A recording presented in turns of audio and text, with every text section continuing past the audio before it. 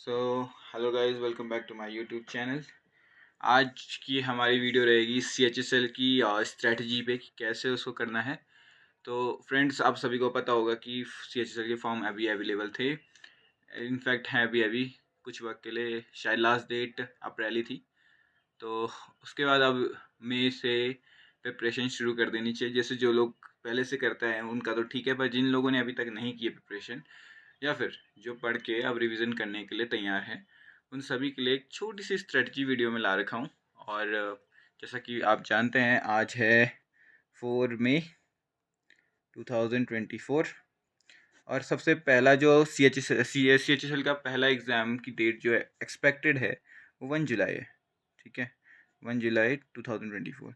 तो लगभग हमारे पास 57 डेज़ हैं। 31 मई जाता है और 30 उसके बाद जून जाता है, और 4 दिन हो चुके हैं हमारे। आज का दिन अगर काउंट नहीं करें तो उस हिसाब से 57 डेज़ हमारे पास अच्छे खासे पड़े हुए हैं। तो हमें कुछ ऐसी स्ट्रेटजी बनानी चाहिए जिससे हमारा वो पेपर थोड़ा इजी पड़ जाए। ठीक है, तो सबसे पहले मैं बात करूँगा कि आखिर CHSL में किस तरह का फॉर्मेट है। देखो, CHSL का जो पेपर होता है, प्री की बात चल रही है, अभी मेंस पे ध्यान नहीं देते हैं क्योंकि मेंस जब जब हो जाएगा उसके बाद मेंस की डिस्कस कर लेंगे। पर पहले प्री की बात कर लेते हैं। प्री आ रहा है अभी तो उस पर ज़्यादा फोकस रहेगा। प्री में 4 सेक्शंस होते हैं। मैथ्स के बाद होता है, वैसे कोई सीक्वेंशियल नहीं होता, फिर भी बता रहा हूँ, मैथ्स, फिर रीजनिंग होती है, फिर उसके बाद इंग्लिश हो जाती है, फिर उसके बाद GS हो जाती है। ठीक है, मैथ्स, रीजनिंग, इंग्लिश और GS, ये 4 सेक्शन होते हैं। इन चारों सेक्शनों के 25-25 क्वेश्चन आते हैं। 25 क्वेश्चन आते हैं हर एक सेक्शन के, और हर एक क्वेश्चन 2 मार्क्स का होता है, जिससे ये 50-50 मार्क्स के हो जाते हैं। ठीक है, तो ओवरऑल अगर देखा जाए तो पूरा का पूरा प्री हमारा 200 मार्क्स का होता है। कितने मार्क्स का होता है? 200 मार्क्स का हमारा पूरा प्री होता है। अब इसमें एक थोड़ा समझने वाली बात है कि जिसको अभी बात करते हैं कि जब तक हमें आइडिया ना हो कि हमें कितना लाना है, तब तक तो कोई भी स्कोर अच्छा लगता है ना। कंपैरिजन मेन होता है जिसकी वजह से हमें पता चले कि सही जा रहे कि नहीं जा रहे। तो देखो, 2 कैटेगरीज होती हैं, एक रिजर्वेशन वाली होती है और एक अनरिजर्वेशन वाली होती है, रिजर्व्ड और अनरिजर्व। ठीक है, तो जो रिजर्वेशन कैटेगरी है उसके लिए 110 से 200 के बीच कहीं पे भी कट ऑफ आ सकती है। ठीक है, अक्सर क्या होता है 150 से लेस ही जाती है ये। ठीक है, 150 या 140 से लेस ही जाएगी, इतने से तो कम ही जाएगी। ठीक है, वहीं पे जो अनरिजर्व कैटेगरी होती है, जनरल कैटेगरी है, उसमें क्या होता है, उसकी कट ऑफ का तो फिक्स है 140। वैसे मैं ज़्यादा मार्जिन नहीं कह रहा हूँ, मैं प्रीवियस वाली कट ऑफ जो पिछले 3-4 सालों में जो कट ऑफ गई है उसके मार्जिन को देख के बता रहा हूँ। 138 तो मान ही लो, 138 से 168 के बीच में इतनी तो कट ऑफ जाएगी। 168 भी मैं कम बता रहा हूँ क्योंकि जितना SSC अपना लेवल हाई कर चुकी है, उस हिसाब से 138 से 168 के बीच में तो जो जो स्कोर कर रहे हैं वो बॉर्डर लाइन ही माने जाते हैं। और ऐसा इसलिए है क्योंकि अब क्या हो गया है, SSC का जो प्री है वो क्वालिफाइंग राउंड माना गया है। क्वालिफाइंग क्या होता है? जिसके आपके मार्क्स नहीं जुड़ेंगे, बस जिसका प्री निकल जाएगा वो नेक्स्ट स्टेज के लिए क्वालिफाई होगा। उसके मार्क्स कहीं नहीं जुड़ने वाले, लास्ट में भी नहीं जुड़ने वाले। तो इतना तो समझ में आ ही गया है कि जब कभी भी कोई पेपर क्वालिफाइंग होता है तो उसके जो क्वालिफाइंग कट ऑफ होती है वो भी बढ़ जाती है। ठीक है, तो आपको एम किसके लिए करना है? आपको एम करना है कि आपके मार्क्स, कोशिश करना 150 प्लस तो रहे। अगर आपके 150 प्लस रहे और आप अनरिजर्व कैटेगरी में हो तो आपके 50% से ज़्यादा चांसेस हैं कि आपका एग्ज़ाम निकल जाएगा। वहीं रीजनिंग है, वहीं जो रिज़र्व कैटेगरी है उसकी बात करें तो रिज़र्व कैटेगरी में भी अगर कोई 150 प्लस लाता है ना, उसका 100% निकल जाएगा। ये तो गारंटी रहती है। और फिर एक बार प्री निकल गया तो मेंस के लिए तो उस वक्त देखी जाएगी। ठीक है, तो ये रहा हमारा मार्जिन कि हमें कितने लाने चाहिए, और ये रहा हमारा टोटल पैटर्न कि कैसा पेपर आता है। अब बात करते हैं इसमें दो चीज़ें जो इम्पोर्टेंट है। सबसे पहले टाइम मिलता है इसमें 1 आवर का, टाइम मिलता है इसमें 1 आवर का। 1 घंटा यानी कि 60 मिनट्स में आपको 100 क्वेश्चन करने होते हैं और ज़्यादा कोई मुश्किल चीज़ है भी नहीं। कॉम्पिटिटिव एग्जाम्स में अक्सर टाइम के साथ ही रेस करनी पड़ती है। दूसरी चीज़ है नेगेटिव मार्किंग। नेगेटिव मार्किंग इसकी होगी 0.5 मार्क्स की, एक क्वेश्चन गलत पे। तो देख सकते हो सही पे आपका 1 मार्क्स, सही पे आपका 2 मार्क्स मिल रहे हैं, ठीक है, और जो गलत है उस पे आपका 0.5 माइनस हो रहा है। तो देख सकते हो किस तरीके से मार्किंग चल रही है CHSL की, यानी कि आपका पूरा 1/4 कट आएगा, 1/4 ही कट रहा है एक का। नॉर्मल जो मार्किंग होती है वही मार्किंग चल रही है। बट ये तो पूरा हो गया कि CHSL में हमने कैसे कैसे पेपर आएगा, कितने मार्क्स कटेंगे, कितने बढ़ेंगे, टाइमिंग क्या रहेगी। तो सबसे पहले स्ट्रेटजी वाइज वर्क करते हैं कि स्कोरिंग सेक्शंस क्या क्या होते हैं। काफ़ी 2 टाइप के बच्चे होते हैं इसमें भी, नहीं वैसे 3 की कैटेगरी भी रख लेते हैं यार, एक और है। देखो, एक ऐसे होते हैं जिनकी GS कमज़ोर होती है, बहुत ही कमज़ोर, ठीक है। एक ऐसे होते हैं जिनकी GS ठीक ठाक होती है, ठीक ठाक या अच्छी। एक और कैटेगरी है जिसकी GS कमज़ोर होती है। अब इस कैटेगरी में जिनकी GS कमज़ोर होती है उनका मैथ्स या रीजनिंग, इनमें से कोई एक पार्ट स्ट्रांग होता है, मैथ्स या इंग्लिश में, ठीक है। इसमें जिसको GS अच्छी से आती है, मे भी उसकी मैथ्स कमज़ोर हो या रीजनिंग कमज़ोर हो। इसमें बच्चे को कुछ नहीं आता है, मैथ्स भी ख़राब है, रीजनिंग भी ख़राब है, सब कुछ ख़राब है, ठीक है। ये एकदम बिगनर है। तो बिगनर के लिए तो मैं कहूँगा कि यार ये फर्स्ट अटेम्प्ट है, वैसे तो उसको ज़्यादा प्रिपरेशन करनी चाहिए, बट ऐसा ज़रूरी नहीं है कि उसका नहीं निकलेगा। क्योंकि देखो, जो सिलेक्शन होता है वो डिपेंड नहीं करता कि आप कितने वक्त से तैयारी करो, सिलेक्शन डिपेंड करता है कि आप कितने डेस्परेट हो। जो बंदा डेस्परेट होगा वो 2 महीने में भी निकाल ही लेगा, और जो बंदा बहुत ही लथार्जिक होगा, नहीं है उसमें डेस्परेशन, तो उसके लिए 4 साल में भी नहीं निकलेगा। ये एक बहुत ही अनडिनाइडेबल फैक्ट है, तभी लोगों को कई वक्त भी लग जाते हैं।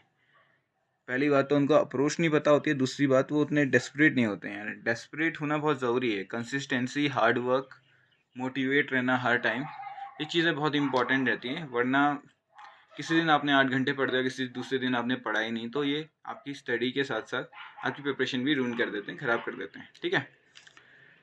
तो सबसे पहले हम बात करेंगे किस तरह से अप्रोच करना है। देखो, जिनकी मैथ्स, इंग्लिश और रीजनिंग में से कोई एक सेक्शन, मैथ्स रीजनिंग जिसका अच्छा है, इंग्लिश ओके है और GS ख़राब है, वो क्या कर सकते हैं, उनके लिए सबसे बढ़िया चीज़ ये रहेगी, मैथ्स और रीजनिंग इन दोनों पे तो फोकस करना ही करना है, ठीक है। इनको तो जितना और स्ट्रॉन्ग कर सकते हो प्रैक्टिस करके करो, पर GS पे स्पेसिफिक ध्यान देना, स्पेसिफिक ध्यान देना। अब स्पेसिफिक क्या रखा है, इसका मतलब ये नहीं कि हर टाइम GS ही पढ़ो। स्पेसिफिक का मतलब है फिक्स तरह से। देखो यार, GS का सिलेबस बहुत ज़्यादा है। अब 2 महीने में जो GS पढ़ने बैठेगा एक एक लाइन करके, उसके लिए तो नहीं हो पाएगा। इसलिए आपको GS में कौन से पोर्शन से कितना आ रहा है, किस पोर्शंस को पढ़ने से आपको फ़ायदा होगा, ये एग्ज़ाम में आता ही आता है, ऐसे वाले सेक्शंस को पहले पकड़ो। इसको पढ़ कैसे पता चलेगा, ये कैसे पता चलेगा कि यार ये आया है कि नहीं आया है?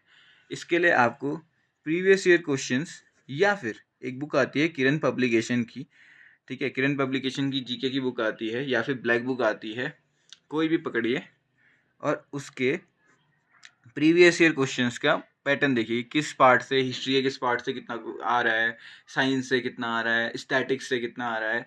ऐसे करके अगर आप GS के स्पेसिफिक पैटर्न्स को समझ जाते तो उन पर्टिकुलर टॉपिक्स को पक्का पढ़ के जाओ। उसके अलावा और चीज़ें भी पढ़नी है, पर जो आ रहा है उसको पक्का पढ़ो, ताकि GS में पास होने लायक हो जाए। GS में अगर आपके लगभग 25 में से 12 भी सही हो जाते हैं, तो बाई के तीनों सेक्शन में खींच खाच के आप 150 पार कर लोगे। ऑब्वियस सी बात है। देखा जाए तो 75 क्वेश्चंस, 25 क्वेश्चन चलो GS के छोड़ो, 75 इंटू 2 150 तो वैसे ही हो गया। पर हमेशा ज़रूरी थोड़ी है कि मैथ्स, रीजनिंग, इंग्लिश पूरा होगा। तो उसी की कमी को पूरा करने के लिए बार क्वेश्चन GS के बहुत काम आएंगे जो 24 मार्क्स के होंगे, ठीक है।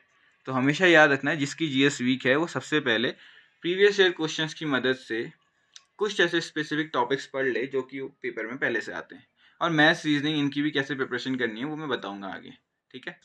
तो ये थी उनके लिए स्ट्रेटेजी। अब वो बच्चे जिनकी जीएस अच्छी है वो क्या कर सकते हैं, जीएस में तो आप प्रैक्टिस करते रहो यार, जीएस में आप प्रैक्टिस के अलावा कोई चीज़ और ज़रूरी है नहीं, प्रैक्टिस और रिवीजन। जिसकी जीएस अच्छी है, जिसकी मैथ्स रीजनिंग में दिक्कत है, रीजनिंग में प्रैक्टिस और थोड़ा सा लेक्चर्स को पढ़ के हो जाएगा। वहीं पे मैथ्स पे बहुत फोकस करना पड़ेगा, हाई फोकस करना पड़ेगा, क्योंकि मैथ्स और इंग्लिश, जिसकी ये दोनों चीज़ें वीक हैं उनको प्रैक्टिस करनी चाहिए, क्योंकि ये दोनों ही ऐसे सब्जेक्ट हैं जिनमें आप फुल मार्क्स ला सकते हो। Maths, reasoning, English. इंग्लिश में चलो एसएससी में होता है यार, 2-3 क्वेश्चन छूट जाते हैं, 2-3 क्वेश्चन ऐसे आते हैं जिन पे रिस्क लेना नहीं बनता, but most of the question English के ऐसे आते हैं जो कि आप कर सकते हो। जिसने इंग्लिश हार्डली देखी है और बस सीबीएसई का स्टूडेंट है, ठीक है, उसको तो दिक्कत होगी भी नहीं। बस 3-4 क्वेश्चन में दिक्कत हो सकती है अगर उसने प्रिपरेशन प्रैक्टिस के बेस पे कर रखी है तो, ठीक है। अगर हाँ पढ़ के आया है अलग से ग्रामर, तो आई कैन गारंटी कि उसके 25 में से 25 सही भी हो सकते हैं। But main thing is that reasoning और मैथ्स एक ऐसा टॉपिक है जिससे आप फुल मार्क्स स्कोर कर सकते हो। तो जिसकी रीजनिंग और मैथ्स खराब है वो इस पर बहुत ज़्यादा फोकस करना है, ठीक है। जीएस की प्रैक्टिस करते रहना और रिवीजन करते रहना। और इंग्लिश का भी यही है, इंग्लिश में प्रैक्टिस और जो आपकी ग्रामर है उसको कवर करना है, ठीक है। कैसे करना है वो मैं बताता हूँ। और जिनका स्टार्टिंग है वो तो हर चीज़ को बैलेंस करते हुए जाए, अपने टाइम टेबल को ऐसे एडजस्ट करना है कि हर सब्जेक्ट के साथ बराबर तालमेल बैठे, ठीक है। अब बात करते हैं एक्चुअली में हर एक सब्जेक्ट को कैसे पढ़ेंगे और किस तरीके से पढ़ेंगे। तो सबसे पहले मैं बात करता हूँ मैथ्स की। देखो मैथ्स में सबसे पहले मैथ्स, एक्चुअली में जो मैथ्स के क्वेश्चन है वो मैथ्स के 21 चैप्टर्स होते हैं, टोटल 21 चैप्टर्स होते हैं CHSL और CGL में, जो कि आते हैं। अगर किसी के पास क्वांट की बुक होगी तो उनके पास वैसे तो हर एक बुक के अकॉर्डिंग अलग अलग चैप्टर्स होते हैं, पर 21 स्पेसिफिक चैप्टर्स जो मुझे लगते हैं वो स्टार्टिंग नंबर सीरीज से होती है और एंड स्टैटिक्स पे होता है। पूरी क्वांट की बुक जो होती है वो आती ही आती है, फुल कोर्स क्वांट का, ठीक है। अब उसमें क्या है कि यार 60 डेज होते हैं, हमारे पास 57 डेज हैं। कोशिश क्या करनी है, मैथ्स को एटलीस्ट 2 आवर्स तो देना ही देना है, ठीक है। 2 घंटे दोगे तभी कुछ हो पाएगा। मैं स्टार्टर्स की बात कर रहा हूँ जिनने पहले से कर रखा है। आप 2 घंटे प्रैक्टिस को देना, 2 घंटे प्रैक्टिस और रिवीजन को देना। और जिसको थोड़ी बहुत ही मैथ्स आती है, ज़्यादा उसको इम्प्रूव करना है, तो वो इससे भी ज़्यादा टाइम बढ़ा सकता है, बट मेक श्योर कि 2 घंटा दो ही दो। इस 2 घंटे को अच्छी से यूज़ करने, देखो कैसे 30 मिनट, बस 30 मिनट में कोई एक आपके पास वो मॉक होना चाहिए। मैं प्रिफर करूँगा टेक्स्ट बुक का, बहुत ही सस्ता होता है।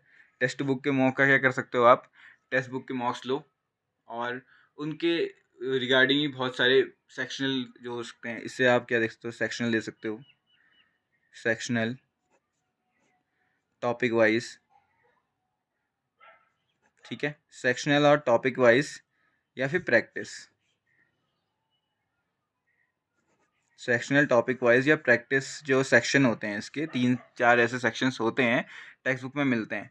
उनसे आप क्या कर सकते हो, उनसे आप 30 मिनट अपनी प्रैक्टिस इम्प्रूव कर सकते हो। प्रैक्टिस, स्पीड, एक्यूरेसी, ठीक है। ये 3 चीज़ें आप 30 मिनट इसको डिवोट करके कर सकते हो। आपको क्या करना है, एक सेक्शनल मॉक लगाना है या फिर टेक्स्ट टॉपिक वाइज कोई सिंप्लीफिकेशन का लगा लिया या फिर परसेंटेज का लगा लिया, जो भी टॉपिक आप उस दिन का देख रहे हो। 30 मिनट केवल उसी पे फोकस करना है, प्रैक्टिस करनी है और एनालाइज करना है कितना मुझे टाइम लगा करके। उसी का 1.5 घंटा, अब 1.5 घंटा जो है उस पर ध्यान देते हैं, ठीक है। 1 घंटा जो बच्चा पढ़ रहा है इसको, ठीक है। जैसे आज आप कोई एक चैप्टर के लिए गए, 1 घंटा काफ़ी नहीं होता एक चैप्टर को समझने के लिए, पर अगर आपको एफिशिएंट स्टडी करनी है, देखो मैथ्स एक बहुत ही ईजी सब्जेक्ट है, कॉन्सेप्ट समझने के लिए भी।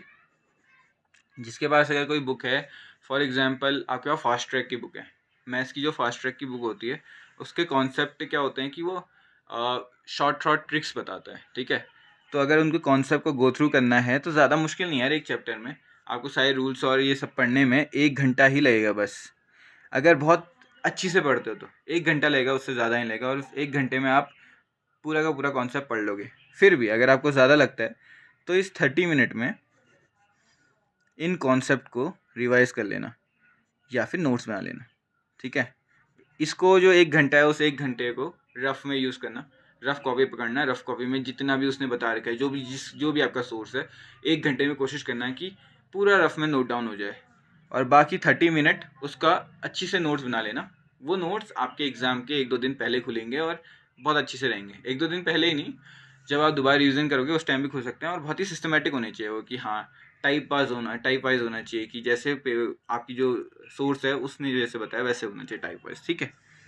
तो ये है 2 घंटे का आपका पूरा मैथ्स का टोटल शेड्यूल। 2 घंटे ऐसे इन्वेस्ट करना। अब क्या करना है उस पर ध्यान देते हैं, ठीक है।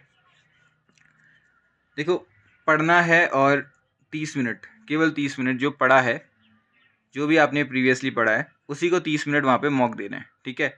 अब किस किस चीज़ पे फोकस करना है, देखो सबसे ज़्यादा जो मैथ्स के आते हैं, मैथ्स एक तो आती है आपकी क्वांट मैथ्स आती है, ठीक है। दूसरी आपकी आती है एडवांस मैथ्स आती है। आपकी ज्योमेट्री भी आती है, एडवांस मैथ के अंदर ही आती है वो, और क्वाड्रेटिक इक्वेशंस हो गए, height distance travel, height distance trigonometry, ये सब आ जाता है, स्टैटिक्स आ जाता है, ठीक है। ये सारी चीज़ें आ जाती हैं क्वांट और एडवांस मैथ्स में। एडवांस मैथ्स थोड़ी बड़ी है, क्वांट थोड़ा कम है, पर क्वांट से आपको क्या फ़ायदा हो सकता है, क्वांट से आपका बैंकिंग में जो प्रिपरेशन कर रहा है उसको भी ईजी पड़ता है। तो जो बैंकिंग प्रिपरेशन कर रहे हैं उसके लिए क्वांट पहले से कवर्ड होता है। एडवांस मैथ्स में फोकस करने की ज़रूरत होती है, उसमें भी फोकस करना है ज्योमेट्री पे, ज्योमेट्री के छोटे छोटे टेक्निक्स। ज्योमेट्री के बाद मेरी मानते हो ज्योमेट्री हो गया, और क्वाड्रेटिक इक्वेशन, एल्जेब्रिक फॉर्मूले जो होते हैं यार, एल्जेब्रिक जितने भी फॉर्मूले होते हैं उनको, ठीक है। तो कोशिश क्या करनी है आपको, कोशिश करनी है कि क्वांट आपका इम्प्रूव रहे। एडवांस मैथ्स में फोकस करना है ज्योमेट्री पे, और क्वाड्रेटिक इक्वेशंस, एल्जेब्रिक, मेंसुरेशन पे फोकस करना है। मेंसुरेशन के अलावा, मेंसुरेशन के फॉर्मूले याद होने चाहिए यार, वो डायरेक्ट पूछता है, ज्योमेट्री में भी डायरेक्ट ही पूछता है वो, जिसको अगर ज्योमेट्री अच्छी से नहीं आती, जस्ट मेक श्योर कि आप फॉर्मूलों को गो थ्रू कर लो, क्योंकि वो डिट्टो क्वेश्चन पूछता है, डिट्टो, उसको वो इतना घुमाता ही नहीं है। SSC CHSL की बात कर रहा हूँ मैं, CGL का स्टैंडर्ड थोड़ा बढ़ जाता है, पर CGL सिंपल रहता है, ठीक है। तो ऐसे करके आप प्रिपेयर कर सकते हो। बाकी अगर आपको सिलेबस के बेस पे एक वीडियो चाहिए तो you can tell me. Next is reasoning.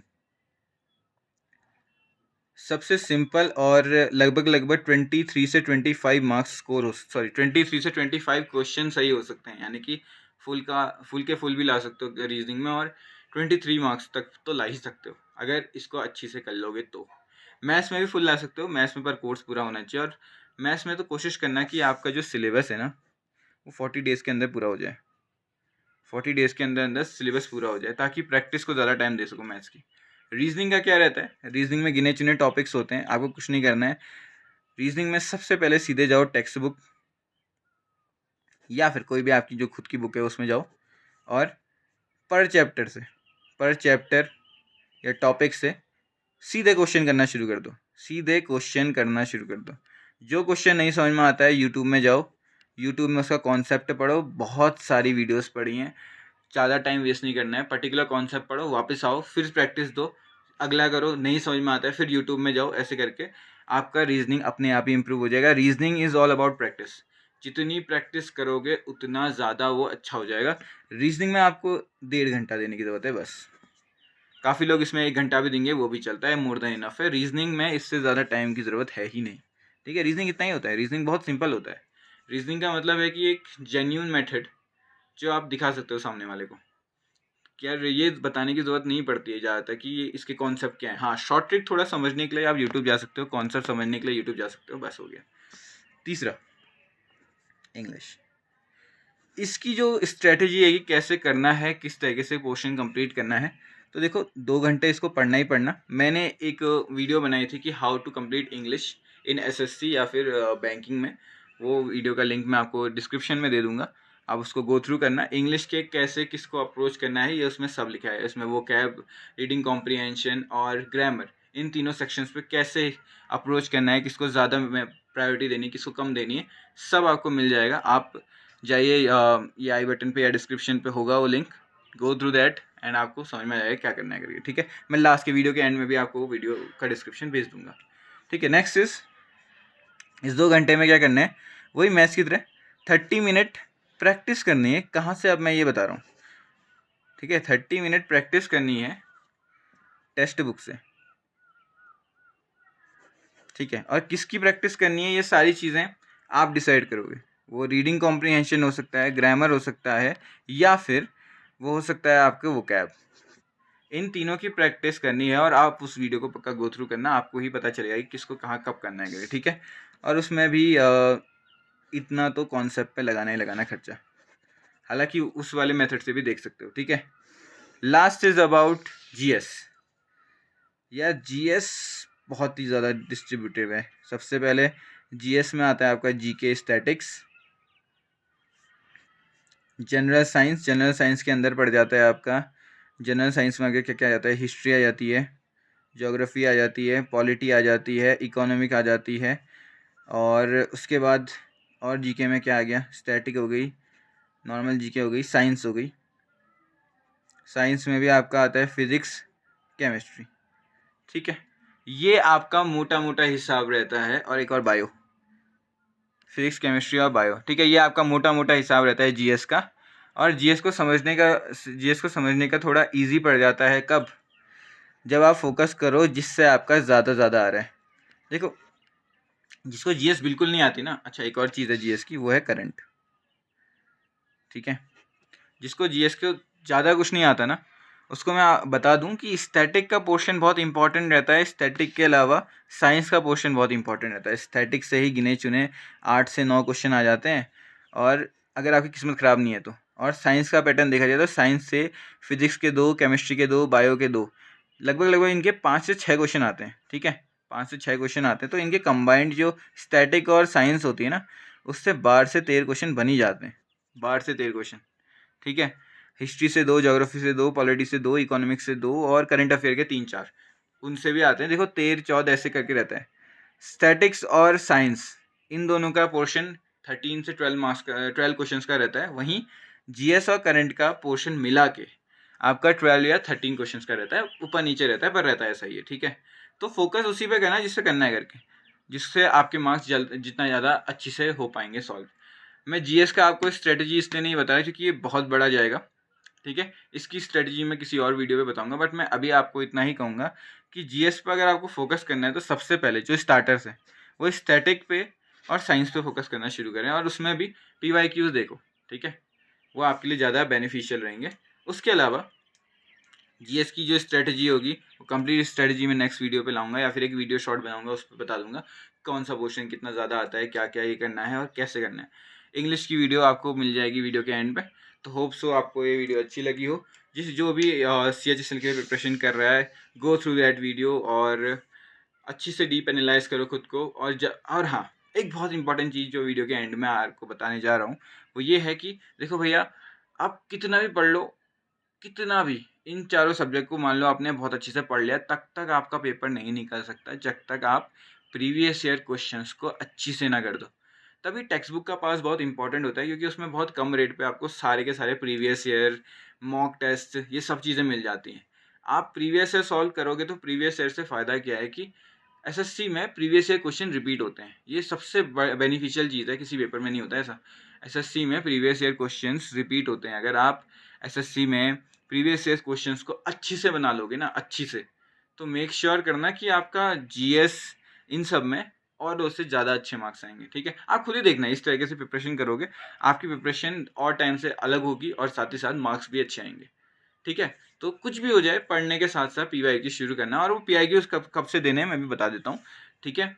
Maths, reasoning और इंग्लिश और जीएस का जो आपका फर्स्ट मंथ है, ये जो मई का मंथ है, जैसे ही ये ख़त्म होता है PYQs की बौछार कर देनी है। हर दिन एक PYQ तो लगाना ही लगाना है, ठीक है। और ऐसा नहीं है कि बिना पढ़े लगाओगे। पहले के जो मई तक का पूरा मंथ है ना, इस महीने में आपको कंप्लीट हाफ कोर्स मैथ्स का, रीजनिंग का तो पूरा कोर्स हो सके तो पूरा कोर्स कंप्लीट कर लेना। इंग्लिश में जहाँ तक पहुँचे हो उसको लगाते हुए काम करते रहना, और जीएस, ठीक है। इन सब पे काम करते करते एक महीने में जितना पढ़ा है, फिर उसके बाद कंटिन्यू तो पढ़ोगे पर PYQ करते चलोगे। और बस करना नहीं है, एनालाइज भी करना है। उसके क्वेश्चन नहीं आ रहे, उसको लिखो और उसको याद करो। PYQs याद होंगे तभी कुछ हो पाएगा, ठीक है। Okay, so this was all about my video. I hope you like it. इसको लाइक करें जिसको भी अच्छा लगता है। देखो जो नया है चैनल में, सब्सक्राइब करो, that is very beneficial for me as well, क्योंकि वो मुझे मोटिवेट करता है, ठीक है। उसके अलावा कमेंट सेक्शन पे मेंशन करो क्या चीज़ मिस है।